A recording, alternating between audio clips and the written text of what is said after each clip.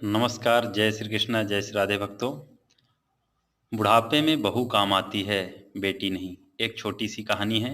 यदि अच्छी लगेगी तो चैनल को सब्सक्राइब जरूर करना और शेयर करना। एक सास थी।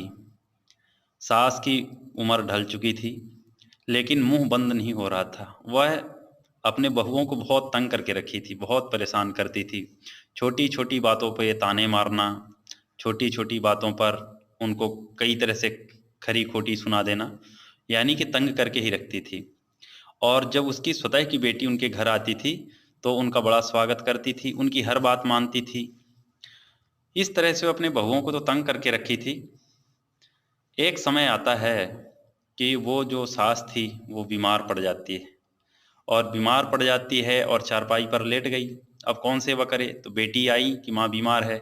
बेटी आई, 2 दिन रुकी और जितना बन सका तो सेवा भी किया, लेकिन उनके पास समय नहीं था। बोले बच्चों की पढ़ाई है, हमें जाना पड़ेगा माँ। तो इस तरह से बोल करके फिर वो अपने घर वापस चली गई। अब वो वापस चली गई। अब जो बहू थी जिनको ये ताने मारा करती थी, तो वही बेचारी इनका सेवा करती, समय पर दवाई देती, गोली देती, पानी देती, इनको जितना हो सकता था वो सेवा करती थी इनकी। इस तरह से सेवा किया। अब जो सास थी उसको एहसास हुआ कि वाकई में जिस बहू को मैंने इतने ताने मारे, इतनी खरी खोटी सुनाई, यदि आज ये हमारी सेवा नहीं करती तो अपने तो नाम के लिए अपने थे, लेकिन सेवा करने का जब समय आया तो उनके पास समय ही नहीं था, सब चले गए। अंत में तो यही मेरे काम आई। काश मैं इसको अपनी बेटियों की ही तरह इसे भी अपना बेटी मानती, तो ये भी खुश रहती और मैं भी ठीक रहती। तो उसको अपनी गलतियों का पश्चाताप होता है।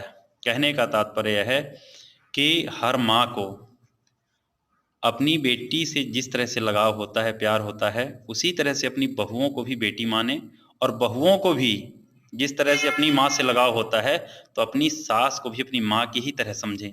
तो वो घर स्वर्ग बन जाएगा। घर में कलह नहीं होगी, लड़ाई नहीं होगा, झगड़े नहीं होंगे, और वह घर स्वर्ग हो जाएगा। सभी का जीवन आनंदमय बन जाएगा।